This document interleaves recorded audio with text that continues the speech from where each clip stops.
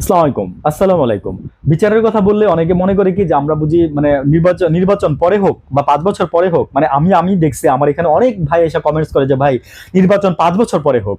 আমিও বলি যে ভাই নির্বাচন ৫ বছর পরে হোক, ঠিক আছে।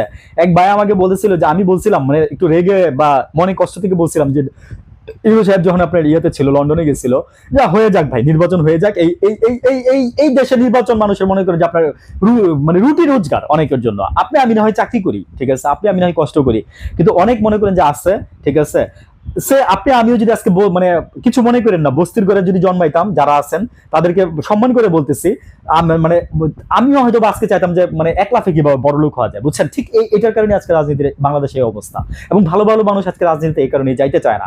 কারণ আপনি একটা বদ্ধতা ওইটা তার বদ্ধতা দেখার জায়গা না।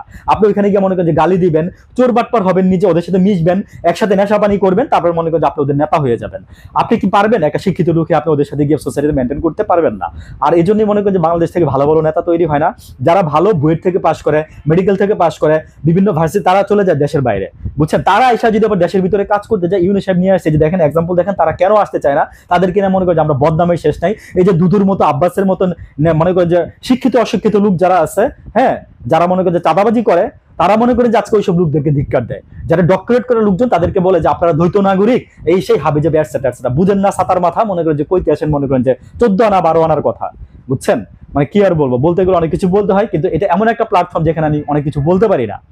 আচ্ছা, এনিওয়েজ, আর আমার বলার উদ্দেশ্য এটাই ছিল যে আর বিচারের কথা বললেই মনে করেন যে আমরা হয়ে যাই পাকিস্তানের দালাল। হ্যাঁ, আমরা আমাদের মনে করেন যে বিচি কয়টা, তারপরে মনে করেন যে এটসেট্রা এই ধরনের কথাবার্তা। সরি ফর দ্যাট, ল্যাঙ্গুয়েজ একটু অন্যভাবে বললাম, এটা আপনাদের ল্যাঙ্গুয়েজ তাই বলছি। আর হচ্ছে যে কথা হচ্ছে যে আসলে এই ধরনের কথা যারা বলেন না, তাদের একটা স্বার্থ আছে। তো আমি এই কমেন্টস গুলো অ্যান্সার আমি আপনাকে প্রত্যেকটা আমি কিন্তু কমেন্টসের অ্যান্সার করি ভাই। তো আমি সবাইকে আমি প্রত্যেকটা কমেন্টস অ্যান্সার কিন্তু ফিরাই কেউ আর অ্যান্সার করে না। আমার এটাই আবার দুঃখ, নতুন করে আমার দুঃখ যে ফিরাই কেউ আমাকে অ্যান্সার করে না, বুঝছেন না। তো আসলে কি জানেন, আমি একটা কথা বলি যে কথা বলতে সাহস লাগে, কথা বলতে যোগ্যতা লাগে না, বুঝছেন। আপনিও কথা বলতেন এখানে, আমি আপনাকে অ্যাপ্রিসিয়েট করবো, আমি আপনার কথা শুনবো, মনোযোগ দিয়ে শুনবো, এবং আপনার কাছ থেকে শিখার থাকলে অবশ্যই আমি কিছু শিখবো। আমি আপনার সাথে তর্ক করতে আসি না এখানে। আমি একদিন একটা বাসওয়ালা কন্ট্রাক্টর বলছিল, টাকা চাইছিল, তো এক লোক খারাপ ব্যবহার করছে, ঠিক আছে। আমি এক্সাম্পল হিসাবে কথাটা বলতেছি। ছেলেটার কথা দেখেন, সে কিন্তু শিক্ষিত না।